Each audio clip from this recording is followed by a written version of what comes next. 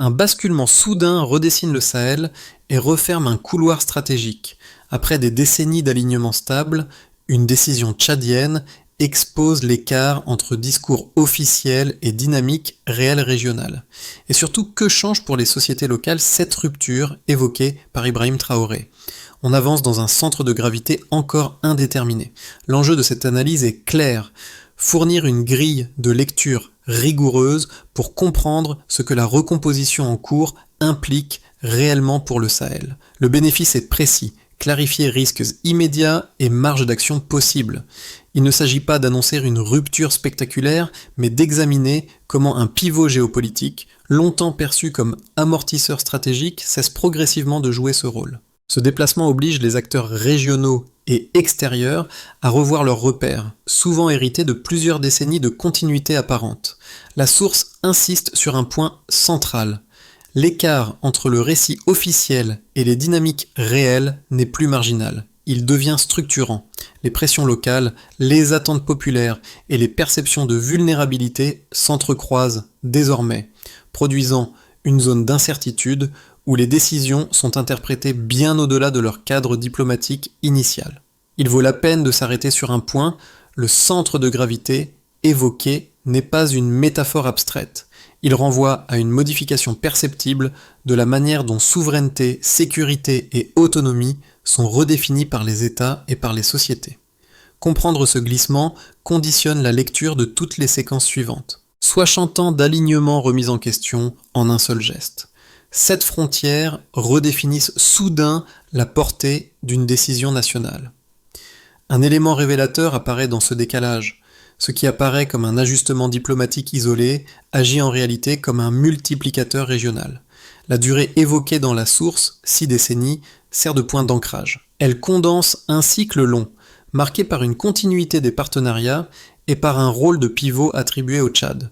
Le delta ne se mesure pas en chiffres nouveaux, mais dans la rupture symbolique avec cette inertie. Lorsque ce repère cède, c'est tout l'édifice interprétatif qui vacille. Le contexte géographique renforce cet effet. Avec ses 7 frontières imbriquées, le Tchad n'est pas un État périphérique. Il fonctionne comme un nœud. Chaque inflexion de son orientation rejaillit sur plusieurs couloirs sécuritaires, politiques et logistiques à la fois. La source insiste sur cette centralité pour montrer que le basculement n'affecte pas seulement une relation bilatérale, mais un système d'interconnexion régionale longtemps perçu comme stable. À cela s'ajoute un changement d'échelle. L'espace formé par l'alliance des États du Sahel élargi au Tchad est décrit comme plus vaste que l'Inde. La comparaison n'est pas métrique, elle est perceptive. Elle sert à rendre visible un saut de volume qui transforme un ensemble fragmenté en continuité territoriale. Ce glissement modifie la manière dont les acteurs évaluent la solidité politique et la cohérence stratégique de la région. C'est dans ce cadre que les propos attribués à Ibrahim Traoré prennent sens. En rappelant le caractère artificiel de certaines frontières, son intervention relie les repères chiffrés à une lecture politique du territoire. La souveraineté cesse alors d'être une ligne sur une carte pour devenir une interprétation collective de l'espace. Ainsi, la question ouverte au départ commence à se refermer. Le repositionnement tchadien n'est pas un événement isolé, mais le révélateur d'une recomposition plus profonde, où perception interne et alliance évoluent au même rythme. Pour saisir comment une recomposition géopolitique s'inscrit dans le quotidien, la source suit Idriss, résident d'un quartier situé à proximité d'une base aérienne. Pendant des années, le rythme de sa vie a été réglé par des décollages quotidiens. Le vacarme symbolisait une présence censée garantir sécurité et stabilité. Pourtant, autour de lui, aucune infrastructure durable n'était visible. Cette dissonance persistante installe un premier contraste entre puissance projetée et réalité locale. Le microcas se précise lorsque les derniers appareils quittent la zone. Le départ ne se réduit pas à une manœuvre logistique. Un silence nouveau s'installe. Idriss le perçoit comme une rupture sensorielle presque brutale. Là où le bruit structurait l'espace, le calme ouvre une parenthèse. Ce changement d'atmosphère devient un indicateur précoce. Avant même les discours officiels, le territoire enregistre la transition. La source souligne que cette perception individuelle n'est pas isolée. Dans les rues et les marchés, l'annonce du rapprochement avec l'alliance des États du Sahel suscite des réactions visibles. L'élan ne part pas uniquement des cercles décisionnels. Il s'appuie sur des attentes accumulées, sur un sentiment diffus que l'ancien dispositif ne produisait plus les bénéfices promis. Idriss sert alors de fil conducteur pour comprendre comment une décision étatique se traduit par des signaux faibles, lisibles au niveau du vécu. Ce regard à hauteur d'homme éclaire l'impact précoce de la bascule. Les décisions ne flottent pas au-dessus des sociétés. Elles s'y inscrivent par le rythme, le son, l'usage de l'espace. Avant même d'être pleinement formulée, la recomposition est ressentie. Autrement dit, la transition est d'abord vécue avant d'être comprise. On voit alors clairement ce qui déclenche la séquence, la décision du Tchad de rejoindre l'alliance des États du Sahel. Avant, N'Djamena était perçu comme un pivot stable, un espace ouvert permettant la projection de moyens extérieurs vers le Mali ou la surveillance des zones libyennes. Après, cette fonction cesse. En quelques annonces, un rôle d'amortisseur stratégique, tenu pour acquis depuis des décennies, se referme. Le basculement surprend précisément parce qu'il rompt avec une longue continuité. La montée en tension s'opère rapidement. La source décrit la formation d'un bloc territorial continu reliant Mali, Burkina Faso, Niger et désormais Tchad. Ce passage d'un espace fragmenté à un couloir géographique cohérent change la lecture régionale. Les perceptions locales de solidité politique se transforment. Là où dominaient des frontières vues comme discontinues, émerge l'idée d'un ensemble capable de coordonner ses orientations. Cette cohésion reste instable, mais elle modifie déjà les calculs. C'est à ce moment que les réactions extérieures entrent en scène.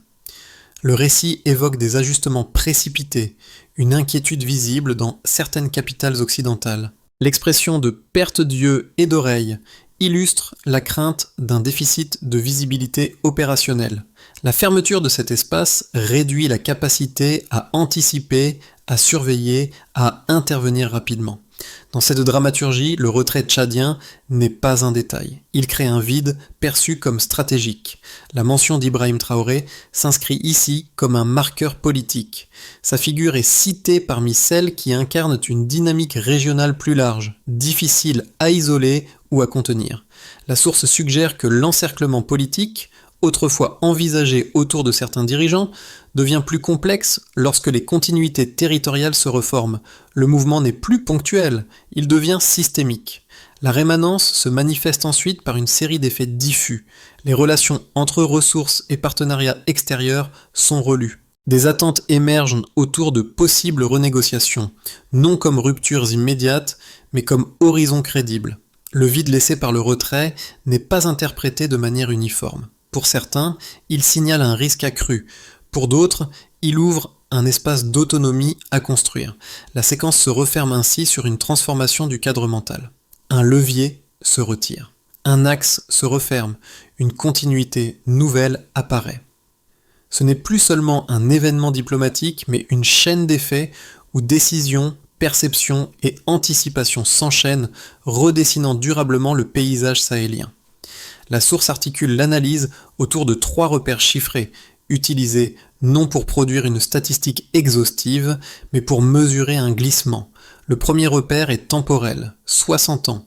Cette durée sert de baseline historique. Elle condense un cycle long durant lequel l'orientation du Tchad est restée remarquablement stable, intégrée à des partenariats extérieurs perçus comme durables.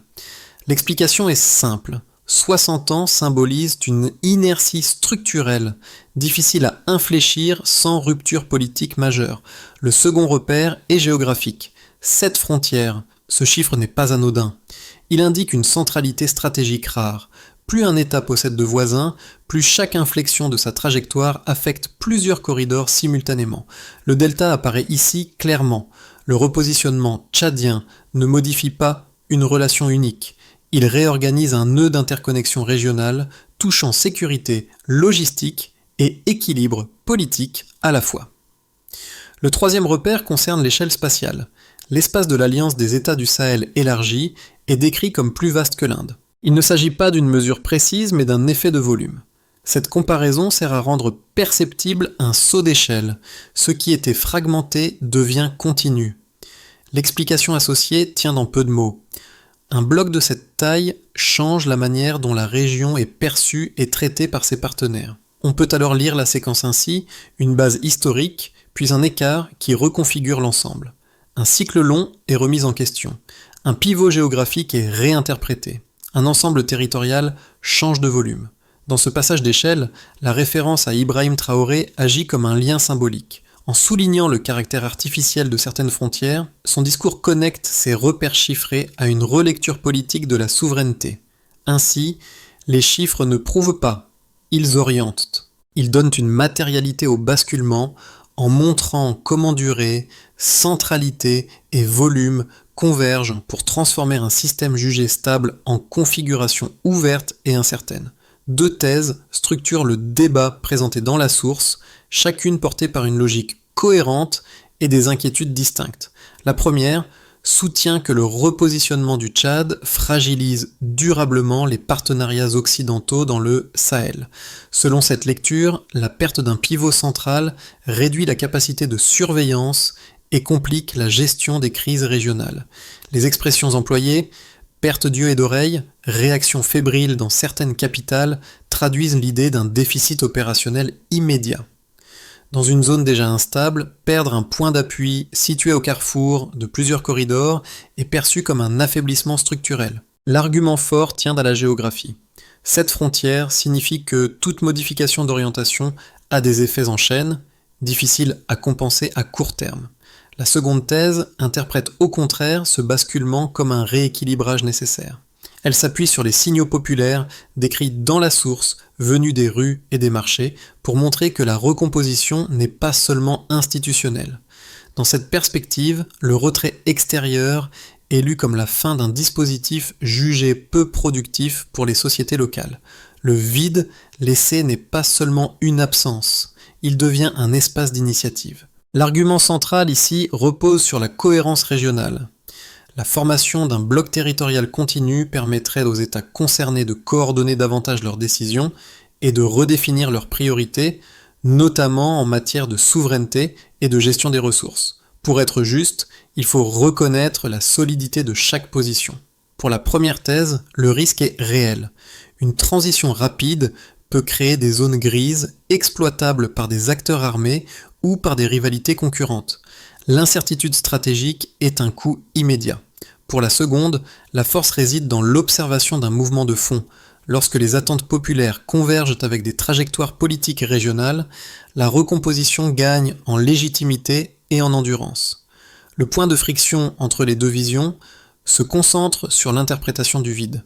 Est-il un danger à contenir ou une opportunité à structurer ? La source ne tranche pas. Elle montre plutôt que cette divergence de lecture alimente l'incertitude actuelle et explique l'intensité des réactions. Comprendre ce désaccord est essentiel, car il conditionne les choix à venir et la manière dont la région absorbera la transition. À ce stade, un vide change tout. À mi-parcours, le récit opère un basculement décisif de lecture. Le retrait extérieur cesse d'être interprété comme une simple réorganisation logistique pour devenir une transformation idéologique. Ce qui comptait jusque-là, base, dispositif, capacité matérielle, recule au profit d'une autre variable, la manière dont le vide est collectivement interprété. Le récit glisse ainsi de la mécanique militaire vers la construction d'un sens politique partagé. Deux perceptions s'affrontent sans se neutraliser. Pour certains observateurs, l'absence crée une vulnérabilité accrue, un espace où l'incertitude pourrait s'étendre.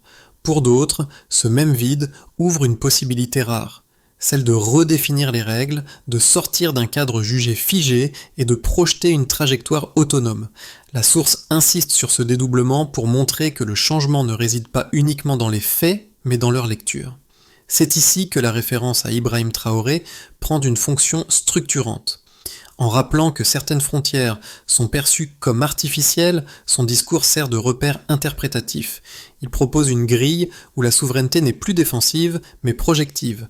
Le territoire cesse d'être un héritage contraignant pour devenir un espace à reconfigurer. Ce point charnière révèle ainsi un déplacement du centre de gravité. La question n'est plus de savoir qui occupe l'espace, mais comment cet espace est pensé. Ce changement de cadre prépare directement les effets concrets à venir. Pour l'État tchadien, la recomposition décrite dans la source entraîne d'abord une réévaluation des priorités stratégiques. Le repositionnement vers l'Alliance des États du Sahel implique un déplacement progressif des référentiels, passant d'une logique d'appui extérieur à une affirmation plus autonome des choix sécuritaires et diplomatiques. Cette transition n'est pas présentée comme une rupture brutale, mais comme un glissement où les pratiques héritées sont questionnées, notamment celles liées à la gestion des ressources et à la dépendance aux dispositifs militaires étrangers. Dans ce cadre, la trajectoire d'Ibrahim Traoré sert de point de comparaison implicite, illustrant une lecture régionale de la souveraineté fondée sur la cohérence territoriale plutôt que sur l'alignement. Pour les entreprises, l'effet se lit davantage en termes d'anticipation que de transformation immédiate. Les secteurs évoqués dans la source, pétrole, or, uranium, apparaissent comme des zones de tension latente où une renégociation devient pensable. Sans fournir de chiffres précis, le récit suggère que la consolidation géopolitique accroît la capacité des États membres à redéfinir les termes de leurs partenariats économiques. Les entreprises étrangères sont ainsi confrontées à un environnement perçu comme moins asymétrique, où les marges de manœuvre étatiques pourraient se renforcer à moyen terme. Du côté des populations, l'impact est avant tout symbolique et sensoriel. Le témoignage d'Idriss, déjà introduit, incarne ce décalage entre une présence militaire prolongée et l'absence de bénéfices tangibles dans le quotidien. Le silence laissé par le départ des avions devient une métaphore partagée, associée à l'idée d'une page blanche. Cette transformation nourrit un climat d'attente. Une partie de la population relie la bascule tchadienne aux trajectoires observées chez les voisins, notamment celles associées à Ibrahim Traoré, et y projette l'espoir d'un changement plus lisible entre discours et réalité. À l'échelle régionale, la conséquence la plus visible est la formation d'un bloc territorial continu reliant Mali, Burkina Faso, Niger et Tchad. Cette continuité modifie la perception de l'espace sahélien, tant pour les acteurs internes que pour les partenaires extérieurs. Pour ces derniers, la fermeture d'un espace autrefois ouvert réduit la capacité d'intervention et de projection. Pour les États de la région, elle redéfinit les équilibres de coopération et de tension, faisant de la géographie un outil politique central. Ainsi, à ces 4 niveaux, le basculement ne produit pas un effet unique, mais une série de réajustements imbriqués. L'État réinterprète ses priorités, les entreprises recalculent leurs attentes, les populations redéfinissent leurs imaginaires et la région recompose ses équilibres. C'est dans cette superposition que la transformation prend toute sa portée. Un premier scénario, dit d'ajustement progressif, repose sur l'idée d'une transition maîtrisée. Dans cette trajectoire, les États de l'Alliance des États du Sahel, Tchad inclus, chercheraient avant tout à stabiliser leur nouvelle cohérence territoriale. Les partenariats extérieurs ne disparaissent pas, mais ils sont réévalués, renégociés par touches successives. Si cette logique prévaut, alors la priorité resterait la coordination interne, avec une volonté d'éviter toute rupture brutale susceptible de créer des déséquilibres sécuritaires immédiats. Un deuxième scénario, plus optimiste, mise sur une cohésion renforcée. Ici, le vide décrit dans la source est interprété comme une opportunité. Les attentes populaires, déjà perceptibles, se combineraient à des trajectoires politiques convergentes pour accélérer l'intégration régionale.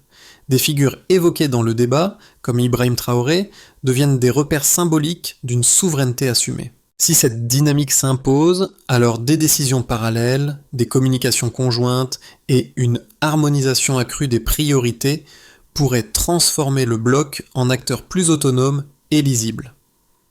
Un troisième scénario, plus pessimiste, envisage une instabilité prolongée.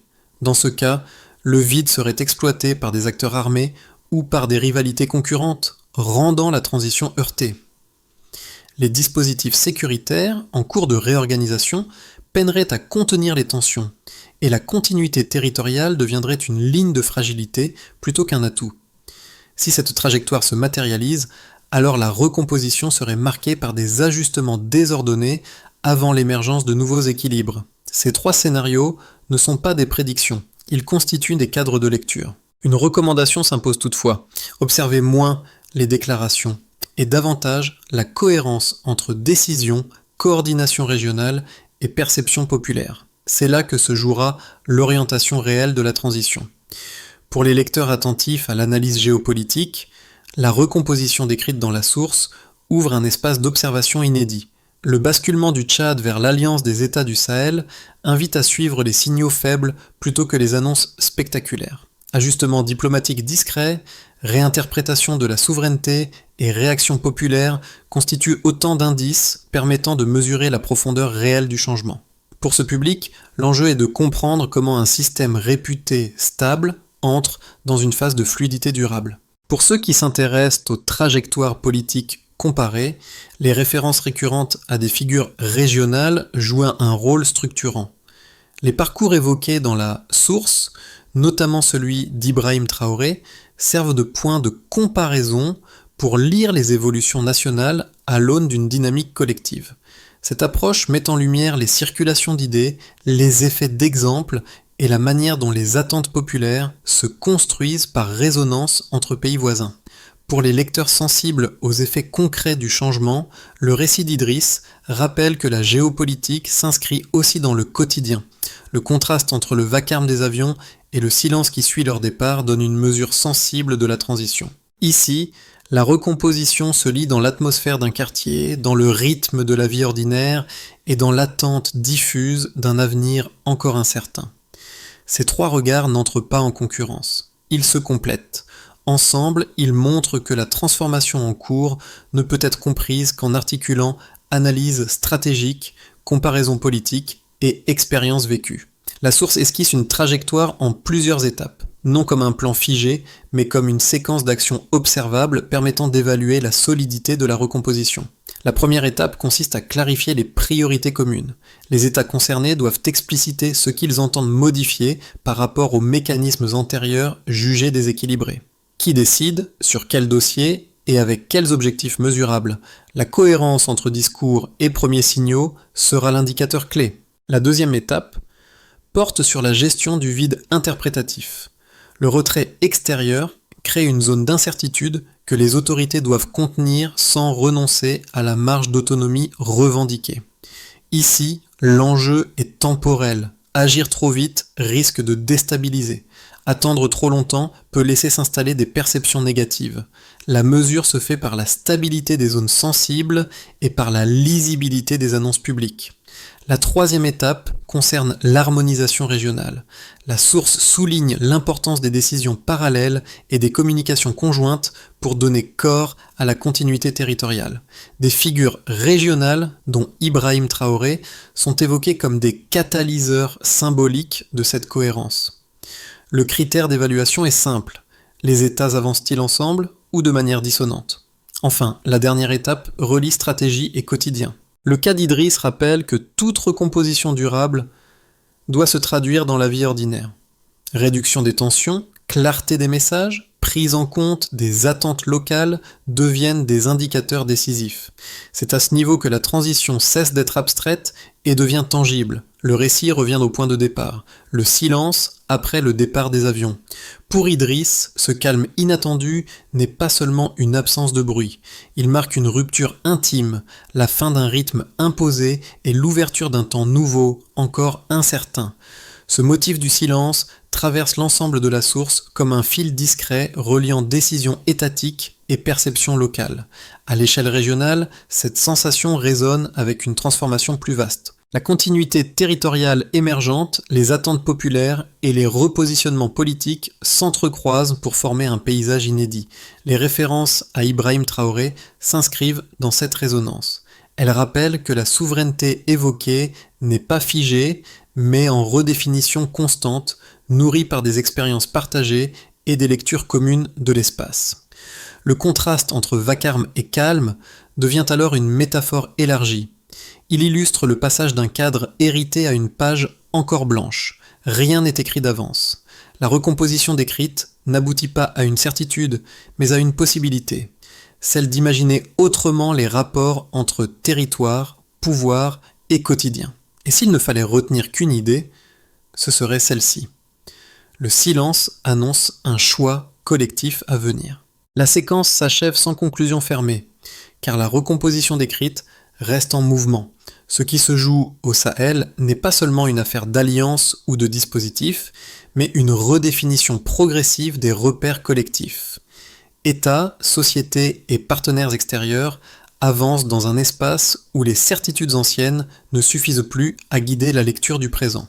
La page blanche évoquée tout au long du récit n'est ni une promesse ni une menace en soi, elle est une invitation à observer autrement. Dans ce contexte, suivre les trajectoires régionales, les gestes symboliques et les réactions du quotidien devient essentiel. Les références récurrentes à des figures comme Ibrahim Traoré rappellent que les dynamiques politiques circulent, se répondent et se transforment au contact des attentes populaires. Comprendre ces échos permet de dépasser les lectures simplistes et d'entrer dans une analyse plus nuancée des équilibres en formation. Ce moment appelle donc moins des certitudes que des échanges. Partager des points de vue, confronter des interprétations et rester attentif aux signaux faibles aide à saisir la profondeur réelle du changement. Dans un Sahel où les lignes bougent, quelle évolution vous semble la plus décisive à surveiller dans les mois à venir ?